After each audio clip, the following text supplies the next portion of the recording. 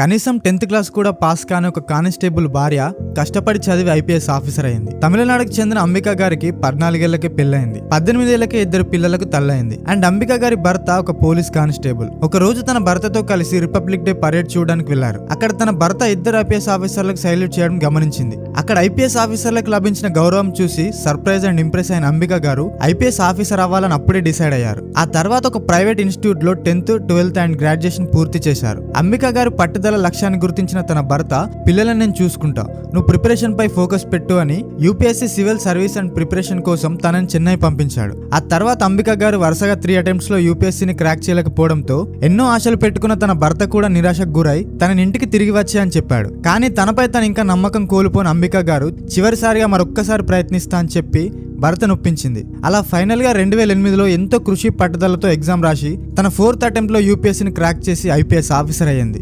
ఇలాంటి success stories వినడానికి చూడడానికి చాలా బాగుంటాయి. కానీ ఇవి జరగాలంటే నీ వెనుక నేనున్నా అని గట్టిగా నిలబడే వ్యక్తులు చాలా అవసరం. మరి అంబిక గారి గురించి అలాగే తన భర్త గురించి మీ అభిప్రాయం ఏంటో ఖచ్చితంగా కామెంట్ చేయండి. ఇలాంటి ఇన్ఫర్మేటివ్ కంటెంట్ కోసం మన ఛానల్ని సబ్స్క్రైబ్ చేయండి.